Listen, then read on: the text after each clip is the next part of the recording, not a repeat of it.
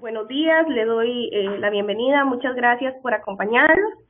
Les comento, este es el tercer webinar que estamos realizando de una serie de 10 webinars que están enfocados en analizar y discutir temas referentes al ecosistema emprendedor enfocado en proyectos de energía limpia. En el webinar de hoy tenemos la compañía de Jay Gallegos, quien nos va a hablar sobre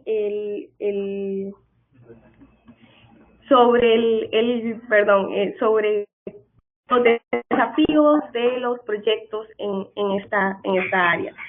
Antes de iniciar, le voy a dar la palabra a Ernesto Gallo, director de Yo Emprendedor. Hola, buenos días a todos. Primero que nada, muchísimas gracias, Jay, por acompañarnos en esta mañana.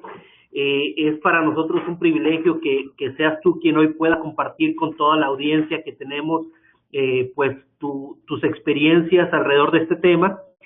No quiero hacer mucho, simplemente también llamar la atención de todos los que nos están acompañando, que este ejercicio de energías limpias, que un esfuerzo que tiene ya 2 años, un esfuerzo que consiste en estos webinars, que consiste en una categoría de energías limpias en la competencia, que consiste en llevar emprendedores de Costa Rica a que participen en competencias internacionales, como lo acaba de hacer David García, que también nos acompaña aquí en el webinar.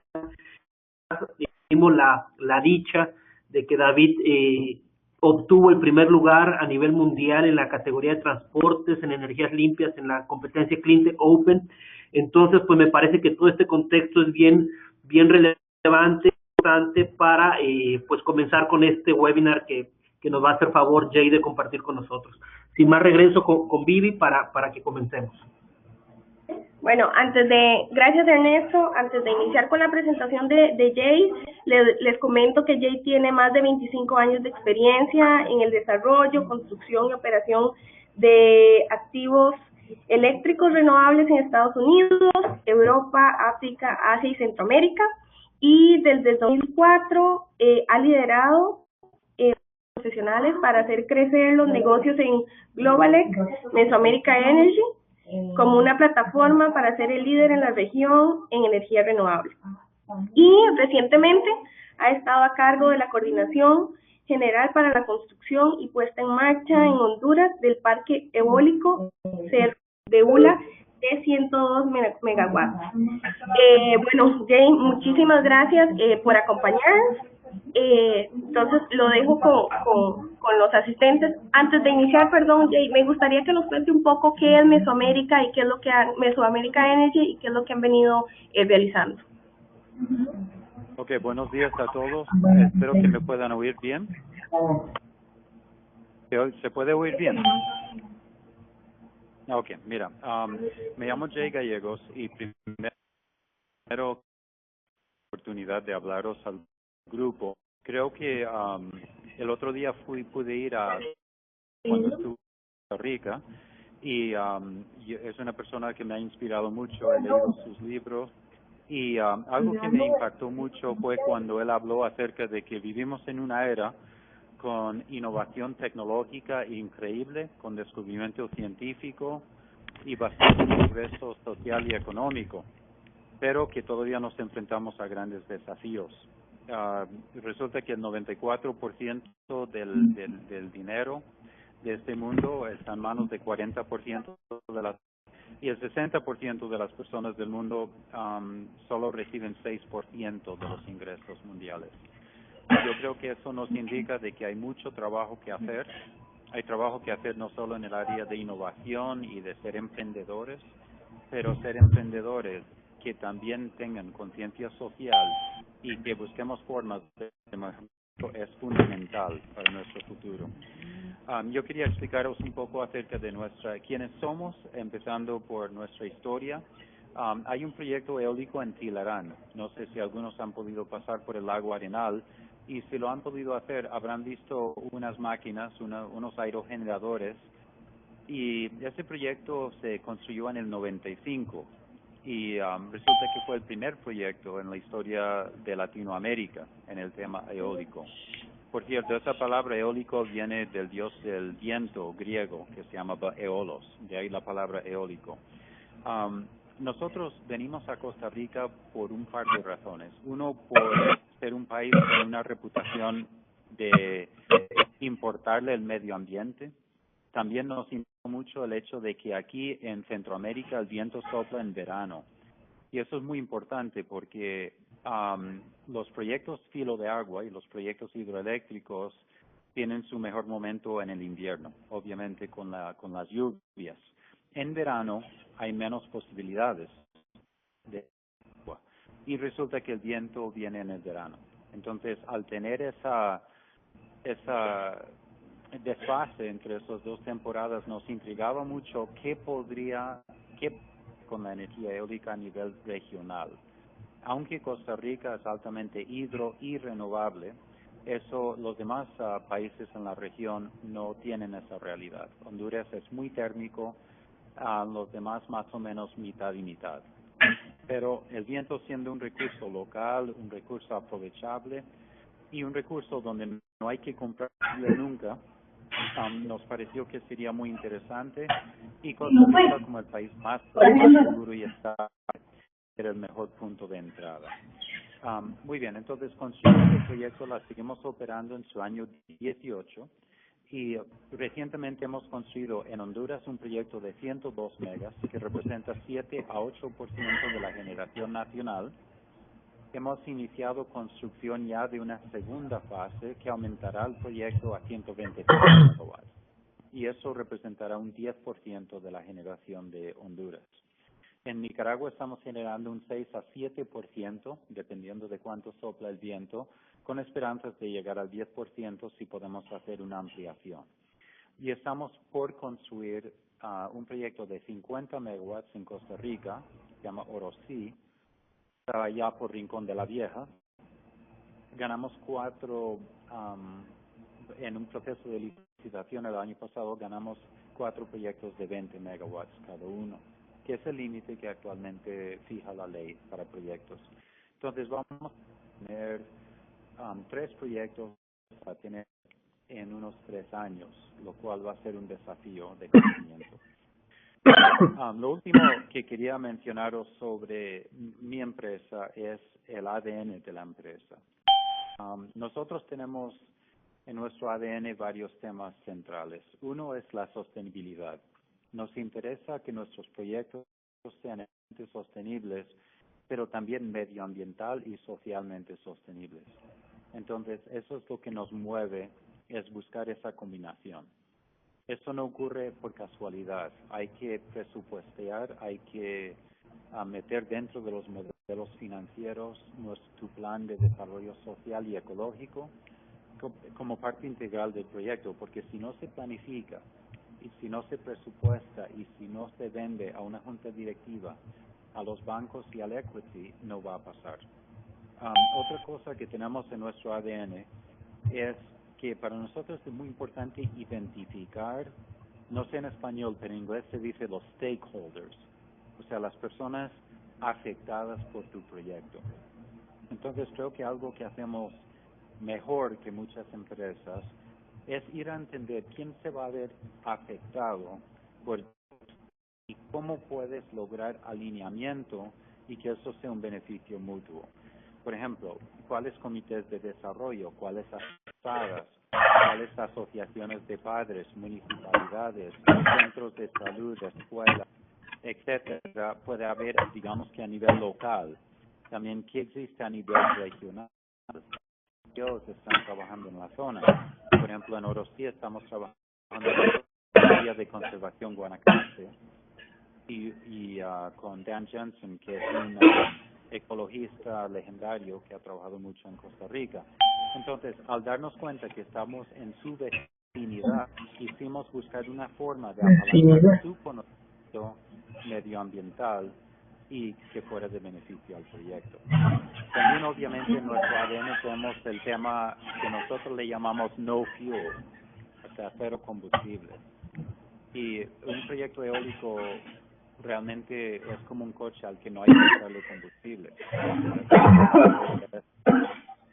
Finalmente, buscamos crear estabilidad laboral. La creación de trabajos sostenibles es fundamental, es importantísimo y es algo que siempre tenemos en cuenta y como una meta. Ok, me han pasado una nota de que hable un poco más fuerte. Entonces, estoy casi gritando, pero vamos a ver si me aguanta la voz. El día de hoy yo quería hablaros de algunos desafíos interesantes que han surgido, que para mí han sido de nuevos y cosas con las que hemos tenido que lidiar. El primero que tengo es el de incentivos.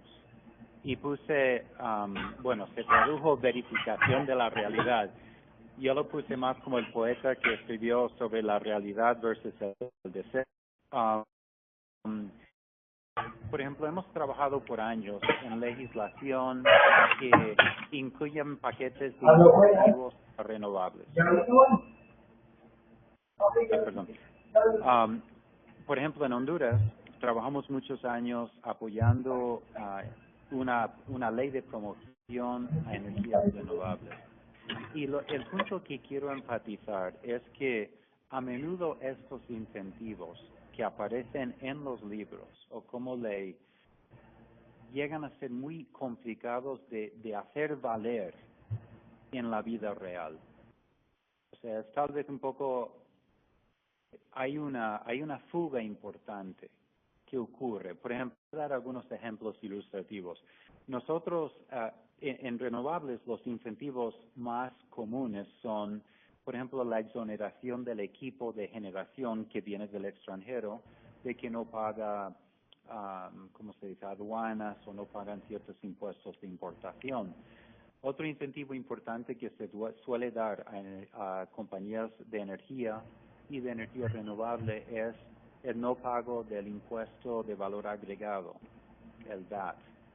Otros es, por ejemplo, tax holidays, lo que perdonan el pagar impuestos sobre la renta por varios motivos. Puede ser un incentivo de una tarifa, digamos que subsidiada, o lo que se llama en inglés un feed-in tariff. Ahora, quería contaros un poco lo que he experimentado al intentar hacer valer estos incentivos. Por ejemplo, nuestra factura que presentamos en Honduras para importar o para no pagar el impuesto de ventas se presentó a Hacienda para ser validada hace como 4 años y todavía no tenemos resolución de esa primera factura. Entonces, ¿qué ocurre? Que no puedes asumir o dar por sentado que un incentivo realmente te vaya a ayudarte, no como parece en papel. ¿Okay? Al final del día tuvimos que pagar 4 o 5 millones de dólares en impuesto de ventas solo porque la carpintería de cómo hacer algo que venía en la ley de incentivos renovables no estaba dentro de la cultura institucional del país y llevó a disputas, cuestionamientos, no saber quién valida, quién dice que eso es apropiado o no. Bueno, eso es un ejemplo. Otro ejemplo de incentivos es, por ejemplo, la importación de equipos. ¿Qué vas a hacer en una situación donde tienes una planta en construcción y donde tienes que terminar de construir un proyecto? Si no construyes a tiempo, hay pagos que no entrega y tienes varado tu equipo en aduanas. Estás tramitando lo que parece ser una eternidad de papeles y documentos y vistos buenos y falta un documento, falta esto. Al final del día, ¿pagarías por sacar un equipo crítico de aduanas? Bueno, obviamente que sí. Entonces, y luego la recuperación posterior de eso puede ser muy complicado y si no imposible. Hay otros temas que ocurren. Por ejemplo, en Honduras pasaron una ley de que había habido en muchos proyectos, habían encontrado mucha dificultad con el gobierno local porque hay cierta autonomía municipal para fijar lo que son los costes de permisos de construcción, y otros permisos, patentes que pudiera requerir el gobierno local. Por ejemplo, cuando yo fui a construir el proyecto en Honduras, leímos el plan de arbitrios de la alcaldía local y entendíamos la metodología de cálculo para el pago de un permiso de construcción. Uno calcula los volúmenes, somete los planos, y yo había presupuestado $250,000 para eso, que en base a nuestro análisis de las reglas era lo que había que pagar. Bueno, justo antes de construir el proyecto, la municipalidad local decidió reescribir su plan de arbitrios y al final tuvimos que pagar $2,5 millones. Luego, el gobierno, en respuesta a este tipo de situación, escribió una enmienda a la ley de energías renovables, donde ahora se fueron al otro extremo a decir que no se debe pagar nada a las municipalidades, cosa que tampoco estoy de acuerdo. Y eso crea una situación muy tensa y difícil, donde ahora las alcaldías que esperaban recibir y apropiadamente iban a recibir un ingreso, ahora ya lo van a dejar de percibir. Y ahora te quieren bloquear el proyecto, te convierten en el enemigo, etc. Estos solo son algunos ejemplos de lo que puede ocurrir. También recuerden que la ley de tributación a menudo cambia. Tuvimos en uno de nuestros proyectos un cambio donde la ley cambió de los impuestos que había que pagar sobre distribuciones al extranjero, y eso tuvo un impacto negativo en el proyecto de $34 millones. Esta ley pasó durante construcción y significa que los retornos del proyecto ya y hubo que pelear por 13 meses con el Congreso y hubo que aprobarse una ley que clarificaba que este impuesto no podía ser retroactivo. Entonces, mi único punto con estas historias, y he dejado por fuera Costa Rica un poco, tengo muchas historias que contar de Costa Rica, pero normalmente cuando hablo en un país suelo usar otro país de referencia solo para no ofender. Pero el punto es, ojo con incentivos, hay que hacer bastante research y hay que entender no solo los incentivos que pueden estar allá afuera a los que yo me pienso acoger, ya sea que quiero hacer paneles solares o quiero introducir una tecnología, sino que hay que asesorarse muy bien en cuanto a cuál va a ser la carpintería o mecánica efectivo esos incentivos, y es posible hacerlos efectivos en el time frame que yo necesito. ¿No? O sea, de nada vale que un trámite dure 18 meses, necesito que ocurra en 6. Y he visto vez tras vez trabajando en Latinoamérica, y he trabajado en unos 30 países, pero conozco los últimos 20 en Latinoamérica principalmente. Esto es un tema muy importante, que creo que el punto de nuevo es, si usted se va a coger algún incentivo que está promoviendo un gobierno, alguna exoneración, alguna tarifa especial, alguna condición especial, sobre todo si es nuevo, ojo que nadie en el gobierno sabe qué hacer contigo. Y eso puede resultar en fuertes dificultades y pérdidas a la hora de intentar implementar. ¿Okay? Bueno, el segundo tema que tengo es impuestos. Impuestos, el tema central, ojo con cambios en materia tributaria que viene a afectar tu proyecto. Se busca un proyecto sostenible en el tiempo, hay que entender muy bien el tema de impuestos. Para hay que asesorarse, y creo que eso es lo difícil para un grupo como Yo Emprendedor, porque el tener dinero para ir a KPMG o a Pricewaterhouse a hacer un buen estudio de qué impuestos pagaría mi empresa, cuándo y cómo los modelo financieramente, es un desafío. Y es algo que puede realmente venir a atentar contra tu proyecto. En algunos casos, se pueden meter protecciones en un contrato. Por ejemplo, si es un contrato con una estatal, se pueden introducir provisiones que se llaman, por ejemplo, cambio de ley en el contrato, change in law. donde puedes transferir un cambio que le al consumidor final de alguna forma, pero a menudo no se puede. Y a menudo yo he visto proyectos que no han estimado bien sus impuestos. Y esto se ve porque son licitaciones, por ejemplo, donde al final vemos el modelo financiero. Incluso han ganado licitaciones en algunos casos sin entender bien el tema tributario. Tercer punto. Aquí recuperación de infraestructura. Okay. A veces ocurre, sobre todo en mi negocio, que el país te dice, mira, te puedes conectar, puedes enchufar tu planta y empezar a entregar kilowatts y haces esta y esta y esta y esta inversión en el sistema, en la infraestructura. ¿Ok? Pero no te preocupes, usted hace la inversión y nosotros le vamos a reconocer esos costos. ¿Okay? Entonces, en algunos casos es una donación, y cuando es una donación no hay ningún problema porque uno simplemente... Perdón, es que... No, es que los 1,000 pesos cronograma por semana. Sí, eso ya lo tengo. Me dijeron que tenía que ser 17 semanas. Yo creo que a alguien se le olvidó ponerlo en mute.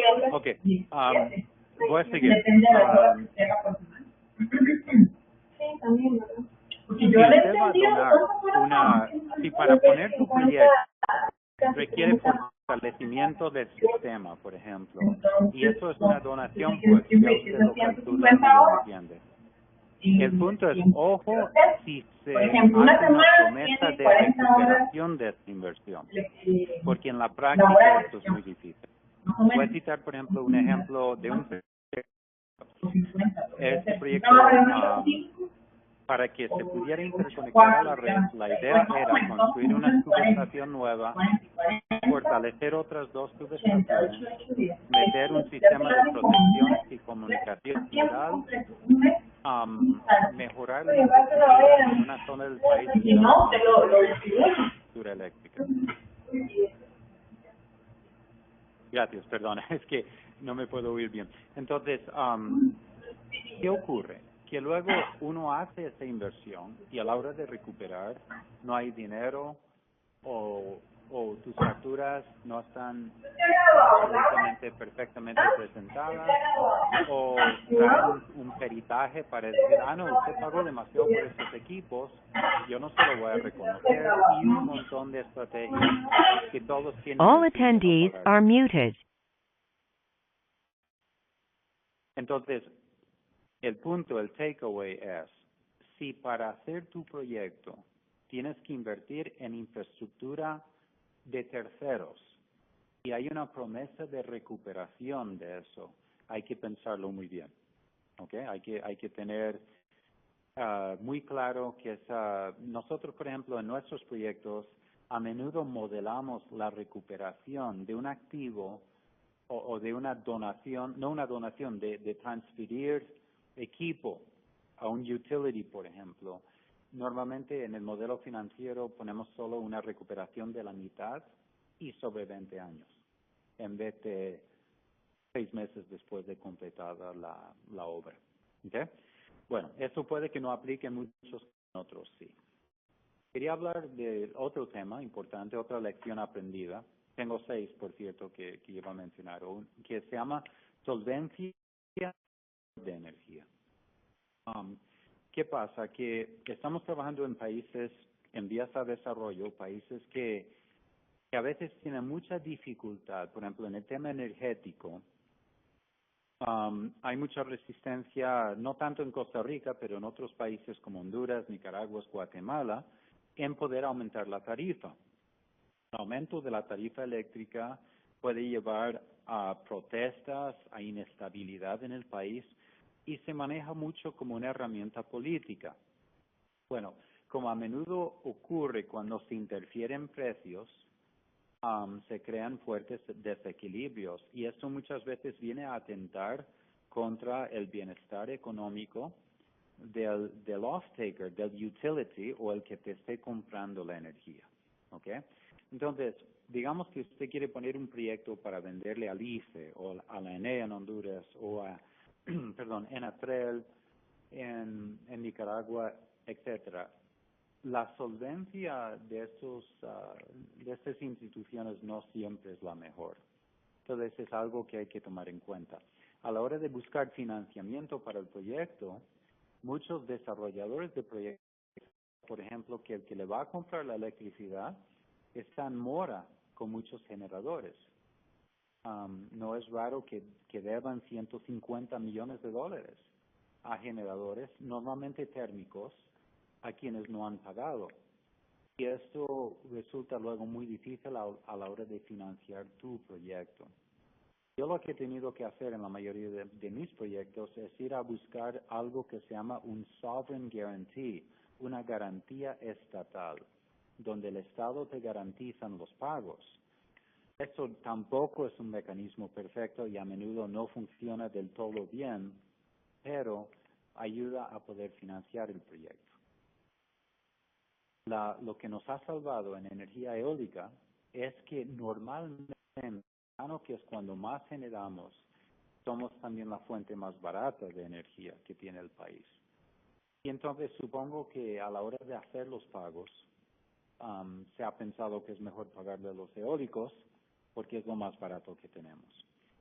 Sin embargo, siempre tengo esa preocupación trabajando en Centroamérica de cuándo no me van a pagar. Y muchas veces nos pagan con atraso, ¿verdad? Y aunque haya mecanismos de cobro de intereses por pagos moratorios y demás, eso a menudo en la práctica no es así. Siempre ojo con el que te vaya a pagar por tu producto. En mi caso son kilowatts. Siempre es un tema de preocupación. A menudo hay que luchar para que te paguen.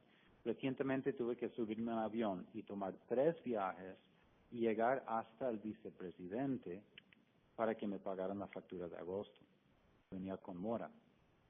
Y no sé cuántos de vuestras empresas aguantan sin que se les pague por algo que ya entregaron muchos meses, pero es bastante complicado. Entonces, siempre en el tema de energía, si te van a poder pagar es importante. Y esto puede aplicar, por ejemplo, digamos que queremos poner un sistema híbrido en una comunidad. Y tenemos una maravillosa idea, vamos a entrar con solar, un inversor, vamos a entrar a hacer algo maravilloso. ¿Qué realmente es la capacidad de pago? ¿Cuán demostrable es esa capacidad y si es financiable esa capacidad?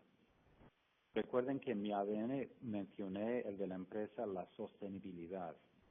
Y he visto que vivir de subsidios, de promesas del gobierno, de programas temporales, es algo muy difícil. Entonces yo intento buscar proyectos que sean sostenibles financieramente, porque si no, también atenta contra la creación de empleo estable y otras cosas. Ok, 2 puntos finales y luego lo abro para preguntas. El tema de seguridad.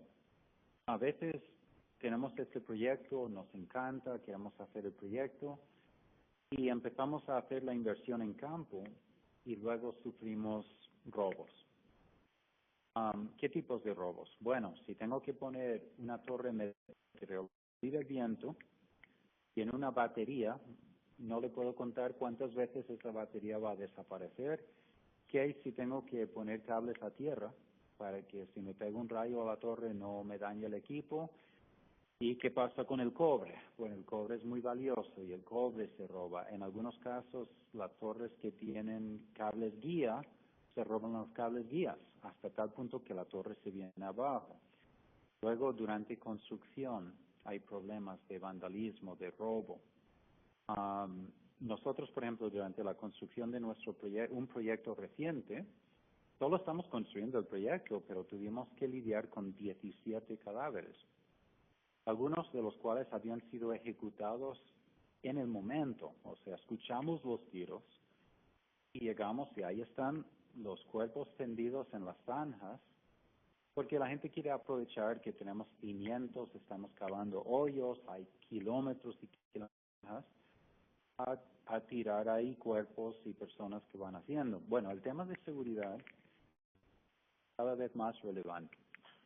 y es algo que requiere inversión, se requiere guardas, requiere luces, requiere cámaras. Yo ahora tengo que poner sistemas de vídeo y tengo que tener alguien que responda a esos. Entonces, desafortunadamente, el tema de la inseguridad se traduce a costos reales que si no lo haces, realmente puedes sufrir pérdidas importantes. Estoy viendo un proyecto recientemente en México, que este es el extremo, ¿verdad? Porque está en Tamaulipas, la parte de Reynosa. Y la seguridad durante la fase constructiva se estima en un costo de $7 millones. Y resulta que eso el proyecto pues no lo da. O sea, normalmente estos proyectos renovables, el tener que tener un gasto adicional, y es $1 millón al año, poder proteger a tus empleados.